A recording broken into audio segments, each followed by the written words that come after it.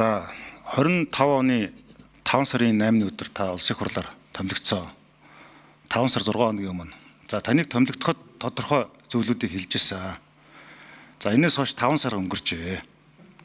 За яасан бэ гэхээр бидний ингээд одоо хамгийн гол маргаан бол төсвийн үеэр өрнөдөг маргаан бол төсвийн ирэмп хийгээд тэр төсвийг одоо ач холбогдлоор нь зорилтод одоо хэрэгжих тэр боломжтой нөхцлөөр нь бид нар яаж одоо ялах юм бэ гэдэг асуулт одоо гол маргааны сэдэв болоод байгаа юм л да. Жишээлбэл одоо та бүхэн санаж байгаа 7 сард гишүүдэд мөнгө тараах гэж байна. Тойргийн гишүүдэд тийм, чагсаалтын гишүүдэд тийм гэж яриа болдог. Иргэд олон нийтийг бухимдуулдаг. Гэтэл энэ улс орн чинь ингээд нэг бүхэллэг эдийн засгийн анатом, эдийн засгийн цусны урсгалтай гэж үзэх юм бол тэр дотор нь бас энэ цагаан эсний үүргийг буюу дархлааны үүргийг аудитын байгууллага хяналтаараа гаргаж авах ёстой.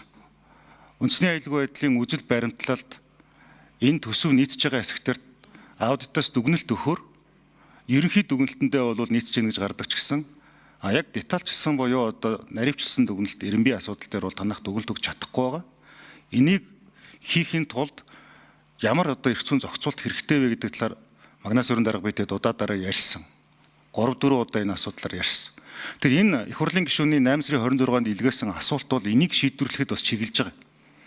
Бид энэ аудитын байгууллагын тайлан тооцоо хяналтыг бие даасан хараат байдлаар илүү үр өгөөжтэй олон улсын стандартад явуулах тусам манай улсын төсөв тодорхой, төсвийн ирэмб ойлгомжтой, түүний хэрэгжилт нийгэмд үзүүлэх үр нөлөө тэр одоо хөрөнгө оруулалтаар илэрч байгаа энэ бүх зохицуулт нь ил тод болох гэдэг.